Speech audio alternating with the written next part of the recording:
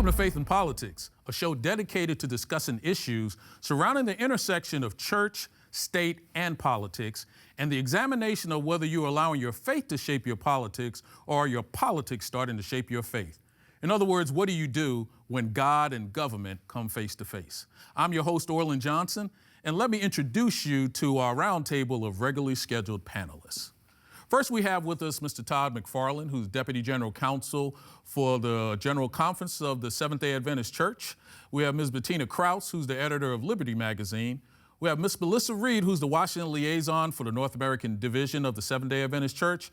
And we have Ms. Jennifer Woods, the Director of Government Affairs for the Seventh-day Adventist Church. Ladies and gentlemen, thank you for being with us today. Let's get right started in segment one. Segment one is regarding an issue that took place as it relates to the Alabama High School Athletic Association.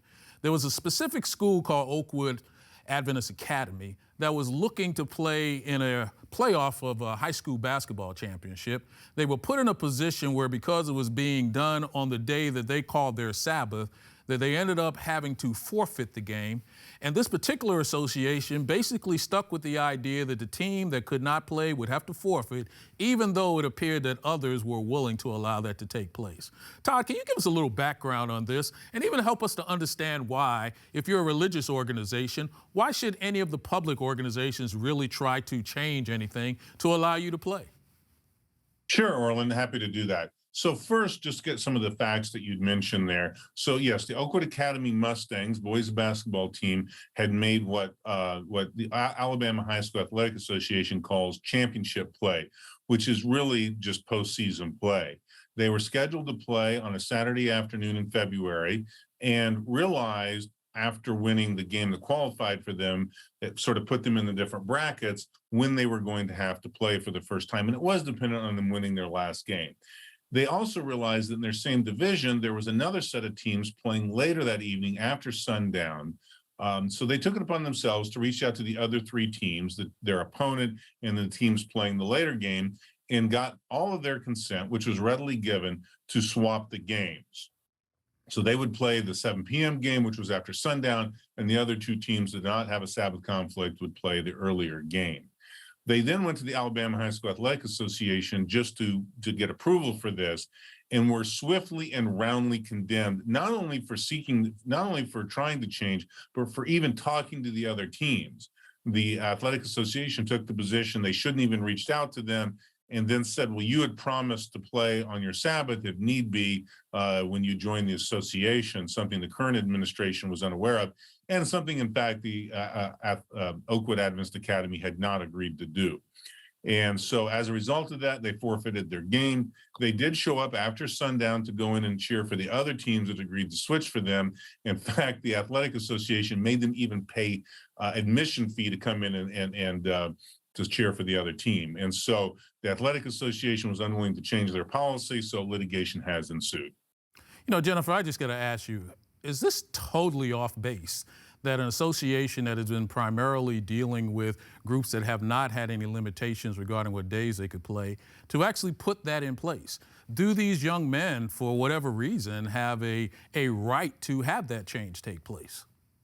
I mean, yeah, and really, this is about asking for a sensible religious accommodation, and that's completely reasonable for the academy to ask for. And again, these kind of accommodations are to protect unpopular and minority religious groups, well, all religious groups and all people that seek these accommodations, but they really protect these unpopular and minority groups.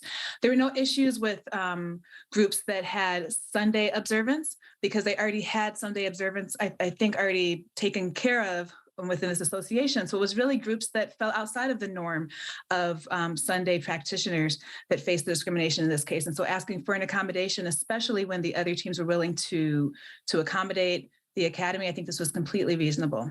You know, Melissa, this is one of those areas that I think, you know, if we're not fighting for this, what are we fighting for? What are your thoughts on this?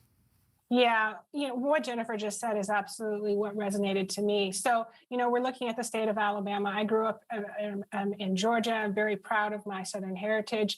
This is the Bible Belt, right? And where, faith is your faith and, is just a huge part of who you are, your identity. But another faith is your high school sports, right? These are, very popular in the South. But as Jennifer pointed out, it's so interesting that it was individuals who attend church on Sunday, the more popular day to participate in worship service. It wasn't even any question. Games were not held, whether scheduled or rescheduled, on Sunday. And so to me, it just really illustrates, what it's like to be a minority faith tradition here in the United States. And yes, thankfully, there are laws to protect, the rights of the smaller or the minority faith traditions. But it's unfortunate that, we have to work through a legal system in order for individuals such as these young men to be accommodated. Again, just so proud of these individuals. My understanding it was these young men that stood up and said, no, we're not going to break our Sabbath day. We are going to keep that holy, and really commend them for that initiative. No, but Bettina, I got to ask you this. I mean, there are TV shows that have been around, movies that have been created that are even called Friday Night Lights. That means high school has been connecting in certain days. It's been playing forever. Is it unreasonable for them to ask that, listen, this is how we do what we do.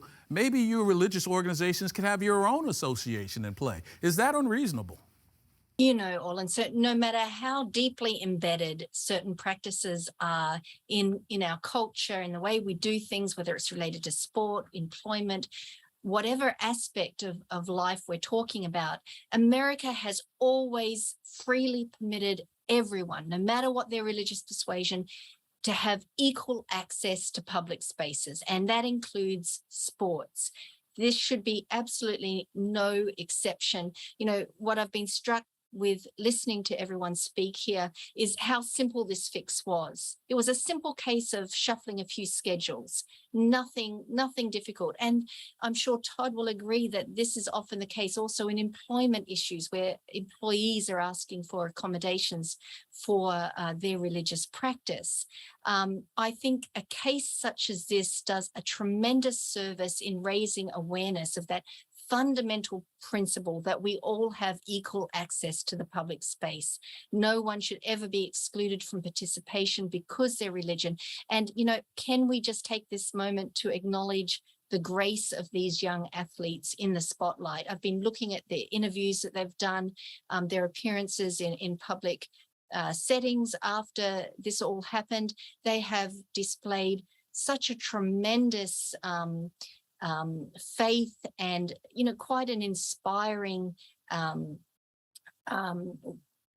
inspiring way that they have displayed how much their faith means in their lives. Well, Todd, despite the great feeling that this gives and the warmth that we all get from individuals standing up, at the end of the day, we have to have some type of legal hook or leverage that really causes someone to have to do certain things. What's our leverage, or what is the hook as to why this association should be willing to do something different? Well, the hook is that this association is a state actor. It is acting on behalf of the state of Alabama, and it has been held to be subject to the First and 14th Amendments and the various constitutional provisions. And so our claim against them is that they violated the First Amendment. And there's a number of other ancillary claims as well. So that's the legal hook, and we feel very strong about our case.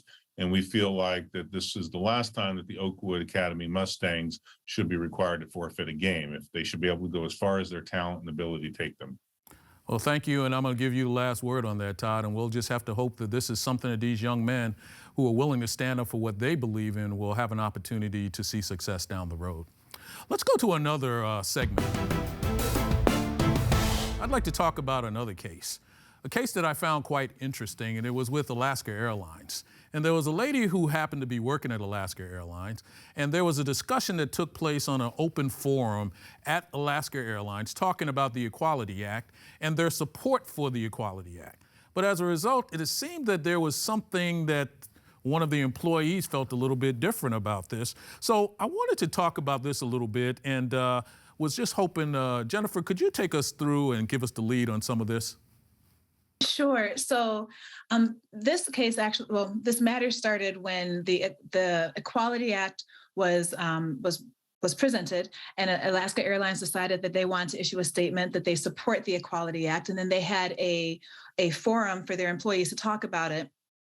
And 2 employees issued comments that were criticizing the Equality Act and its impact. And so one of the comments stated, for example, does Alaska support endangering the church and encouraging suppression of religious freedom? And I think another comment talked about that it was about legislating morality. And in response to this, these 2 women were, there was another comment made by one of the Alaska Airlines management that said supporting the Equality Act is not about regulating morality. And then these 2 individuals were subsequently fired. And so the question is whether or not these women, their comments should have subjected them to being fired, or if that's religious discrimination in this case. So they filed with the EEOC, and now they have filed a lawsuit against Alaska Airlines for this. No, but Tina, I got to ask you, you got an open forum where everyone's talking, and for some reason, someone seems to get offended and ends up losing their job. Why does anyone think that they have that kind of power? And the question is, if you're not looking to potentially get other views, why create an open forum, or am I missing something here? No, you're exactly right. I mean, the employer created this open forum. They invited comments, and then when the comments came, they labeled them hateful and offensive and discriminatory. We're seeing this play out in this case, but I think we also need to see it in the context of a larger debate that's taking place in society, where you have some on one side of the issue saying that religious freedom is a cover for religious bigotry and discrimination. Mm-hmm. And you have others saying, hey, hang on a sec, we have a right to express and to practice and to act on our sincerely held religious beliefs. And so you have 2 fundamentally different worldviews coming into contact and clashing. And so that's that bigger issue in microcosm in this case. It'll be interesting to see how the courts deal with it. So Todd, I got to ask you, you're an employer. Do you have the right to fire somebody if they say something you're uncomfortable with? In this particular case, no. In fact, I had a very similar case that we litigated successfully called Bean versus Sprint, where back in, I think, 2018, 19, somewhere in that time frame, a man by the name of Carl Bean had made similar comments on an internal Sprint board dealing with a Pride March, and he had posted some Bible text and sort of gave an alternate view on this. Nothing hateful, nothing derogatory, just a different view, and was summarily fired for that as well. That case survived summary judgment and was eventually resolved. So no, I don't think they can fire from them. They've engaged. I mean, the responses that you're going to get is, well, what if, the person, let's say instead of the issue of the Equality Act, they had posted something on Loving Day, right? The case of Loving, which made legalized constitutionally protected interracial marriages, and a person had expressed a view on race. And I think just the answer there has to be that these 2 things are not comparable, right? There are legitimate people in good faith who have religious views on what marriage is appropriate, and to sort of compare those to racial animus and discrimination is just inapropos. And there was a number of individuals who had problems with the Equality Act, and in fact, it did not get through the Senate.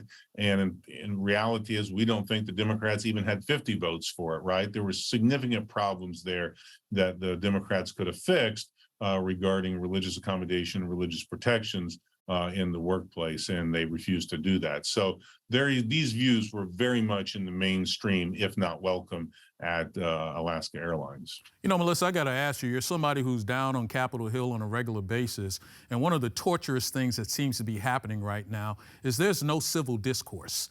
You cannot say anything about anything to anyone without it blowing up into some type of argument of some sort. Are you seeing more and more of this? And if we are, how are we ever going to rein this back in? Yeah, I think that was the most puzzling aspect of this situation, is that the employer invited comment, right? And then when someone expressed their sincerely held belief, they were fired for that. So to me, I'm laughing, but it's certainly not an amusing situation for these women to have been treated in this way. But to answer your question, Orlin, we now live in this world where where public organizations, public companies are expected to take social positions, right, on issues. To me, I'm from a different generation. It's surprising to me. I don't care what Nabisco, thinks about a particular piece of legislation, but you see that all the time now, where you see, polling data where it shows that generations younger than mine are looking to, Nike or whoever to stand up for particular political positions, pieces of legislation. And so, that's what Alaska Airlines was doing. But again, so to answer your question, I think we will see more of this because, as Bettina said, we're at sort of extreme positions, unfortunately, looking at these type of, just in really sort of any issue, right? We're coming from the extremes, or at least the loudest voices are. And so I think the more that your employer or that an employer takes on a public position, the more often you're going to see this kind of pushback from the employees. I got to ask you, though, you're a publicly traded company, Bettina. Do we want you taking on these type of public opinions and public statements? You're really kind of owned by the shareholders. And when these type of statements come out, for all intents and purposes, it's really just a thought process of the CEO and senior management of this organization. So, shouldn't we really kind of tamp this off? Because now you've got a multi-billion-dollar organization that sounds like it's making a comment probably based on a very few people who are at the top. There's so many factors that go into answering that question, Orlin, but, companies and corporations, they're driven by their bottom line. And I think we've seen in a number of different situations where a company takes a position that is at odds with a very popular social position, it can actually be punished in terms of its bottom line. And so companies have become much more sensitive to social nuance because of this, I think. I just wanted to end on a more optimistic note. The Religious Freedom and Business Foundation, an organization headed by Brian Grimm, is working hard to help educate these large corporations that religion has a place at the table when it comes to their diversity policies, and that it needs to treat religion as on an equal playing field with every other social and cultural identity that is also at that table. And, I think we would do well to support education efforts such as those. Wow, I'm going to let that be the last word, but I think that would be great if we could be supportive of that type of analysis. Let's go to our last segment where we're going to talk about probably one of the most interesting and controversial cases that the Supreme Court took up. It's the case that is entitled Dobbs versus Jackson Women's Health Organization. It's a case that really, for all intents and purposes, is being described as the piece of legislation that led to the decision that overturned Roe v. Wade. Jennifer, could you give us a little background on this and let us know exactly where you think the courts came out on this and why? Sure. So this case actually concerned the constitutionality of a 2018 Mississippi law that banned most abortions after the first 15 weeks of pregnancy. And in response to that, the Jackson Women's Health Organization, which is Mississippi's only abortion clinic, sued to prevent the enforcement of the law. And the lower court had granted a preliminary injunction. And by the time it got to the Supreme Court, I'm kind of skipping some things here, but by the time it got to the Supreme Court, they found that there's no constitutional right to an abortion. And so this ruling overruled both Roe v. Wade and Planned Parenthood v. Casey. And it also found that states are able to decide whether to permit or limit abortions on their own. So there's no federal right to an abortion. It did away with the due process rationale for this right of privacy. And I think that that's really what is, to me, the most troubling, where there's the most concern, but that's kind of the basis of this case. Melissa, I got to ask you a question. We have this decision that comes down. We have a change that's taking place. We have an idea that, all right, the country may be willing to go in a different direction, or maybe the justices are ready to go in a different direction. But there was a lot of talk about the fact that you had 50 years of activities in which it was in this direction, and now there's a change. Is there something actually fundamentally wrong when something changes after 50 years, if for whatever reason that there's a different viewpoint from a group of justices? Well, I think that's to be determined, right? I think it's been interesting to see sort of what has already taken place in states around the country since this ruling has gone into effect. And for example, talking from a religious liberty component, there's been conversations about, the religious freedom rights of individuals, but there have been out of the state of Florida or in the state of Florida, there's been a series of lawsuits that have taken place or that have been filed by faith leaders, 2 Christians, 3 Jews, and 1 Unitarian Universalist and a Buddhist, who are arguing that the Florida law that is similar to the Mississippi law and that's subsequent after Dobbs, which bans abortions at 15 weeks, they are saying that this new law in Florida prohibits their ability to live and practice their religious faith. That their religious faith is being violated by this state's new post-Roe abortion law. And so I've really found that interesting because, again, we are typically seeing in this conversation around abortion, the religious freedom from a conservative perspective.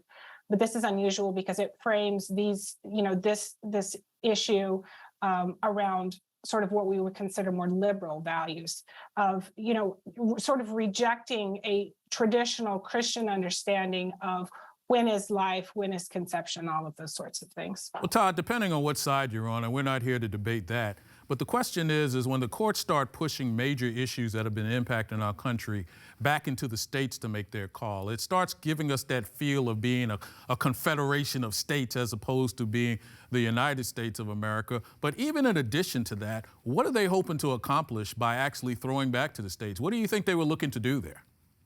Well, if you read the majority opinion, what Justice Alito says is that it was to take this out of the judicial branch where there cannot be a back and forth and back into the political branch, which is accountable to the citizens. So, we're talking about the states where there are restrictions, but there's a number of states, very populous states, where there are very few, if any, restrictions, and abortion is protected because of the political will and how the voters want. And so I think what the Supreme Court was saying is if the people of Mississippi or the people of Florida want to have legalized abortion, then they should be entitled to do that through the representative government, but that we shouldn't take this out of the representative process, especially when it's not specifically mentioned in the Constitution. And then, the Supreme Court found that there had been a long history of restrictions on this. So I think that's what the goal was there, is to take this out of the judicial and put it into the legislative process. So, Bettina, I got to ask you, it looks like stare decisis, or the idea of relying on precedent or previous cases, seem to be kind of pushing away on this. Do we start to see now that this could be a problem or could be an issue, especially if you think about it from a religious connotation, that you may have laws that may be in place for a very long time and you could have one case that could come up and just kind of wipe all of it away? Is that a concern any of us should be having? Right, exactly, Orlin. I mean, the rationale in Dobbs, if you're going to take a 10,000-foot view, the rationale is that the Constitution is silent on abortion, and thus the Supreme Court is going to pump that issue to the states. And so, it's really moving. It's doing a U-turn toward a type of jurisprudence which is based on originalism, which is focused on history and tradition, and as Justice Scalia used to say, the Constitution is dead, dead, dead. And so all the rights of the Constitution should be limited to that, 7,500 words of the document. But, in reality, as you said, Orlin, the Supreme Court has found a number of rights which are not articulated explicitly in the Constitution, but they've nevertheless said that the Constitution supports those rights. I would say that this type of jurisprudential approach endangers that more expansive understanding of constitutional protection. Todd, I'm going to give you the last word on this, but I got to pose this question. So if you've got some religions that now say, for example, that they don't recognize, life at conception, and that the life of the mother always takes precedent, and there are a few that say that, and they find themselves in a state in which these rules and regulations no longer protect them, should we be in a position where we're thinking about fighting on their behalf because this is in violation? Or is this one of those things where it seems like it's such a hot potato that we probably won't find ourselves engaging in that? Well, I'm not going to speak on behalf of the church on this forum. That would go through a regular process that we're not going to delve into right now. I will say this, though. I'm very doubtful of any religious liberty claims that are being made. First of all, it's not a religious right to I mean, very few religions compel or even encourage the harm to fetal life. That's not really what one would think of as being a religious exercise or part of a religious belief. And prior to this case, no one had really even made that kind of claim. And quite frankly, when it comes to protection of human life, that is where the states have the strongest protection. And so, you know, in a hypothetical that, you know, you've given a different context, right? Let's say that a church believed in human sacrifice. Obviously, the state could outlaw that. And so the protection of fetal life is going to be an interest that is going to trump First Amendment rights. And I don't think the Supreme Court and the Court of Appeals will have very much difficulty with that at all. It quite frankly just seems to me sort of a made up, more of a policy statement than an actual viable legal theory. Well, we'll have to see where it all turns out, but it looks like we're going down some roads that will eventually lead to some big battles, but maybe they'll just get smoothed out, you know, from a policy perspective. Why don't we go to our last segment, and I'm just going to simply ask Melissa, tell me something I don't know. Okay, Orlin, keeping it in the Supreme Court, did you know that under Chief Justice Roberts, the Supreme Court has ruled in favor of religious organizations far more frequently than its predecessors? In fact, over 81% of the time, compared to about 50% of the time for all previous eras since 1953. Wow. Jennifer, tell me something I don't know. Sure. Going back to our last discussion and overruling precedent, I just want to say that there are times when overruling precedent, even 50-year precedent, is a good thing. And we can just look at Brown v. Board of Education for that. Todd, tell me something I don't know. I predict that the Supreme Court will go back to not only in-person arguments, which they've done, but in-person attendance sometime this term. And Bettina, tell me something I don't know.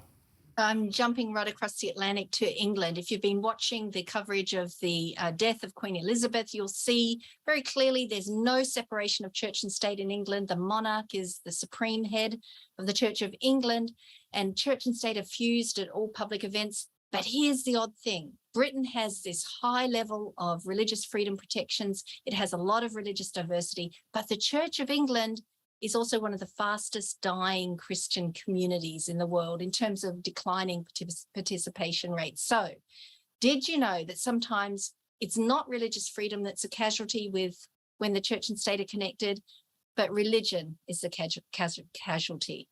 Wow. Well, thank you very much for giving us those conversations today and giving us something to think about. I want to thank our audience for being with us, and I hope you enjoyed our conversation. Just remember, if it's about God and government, it's faith and politics. See you next time.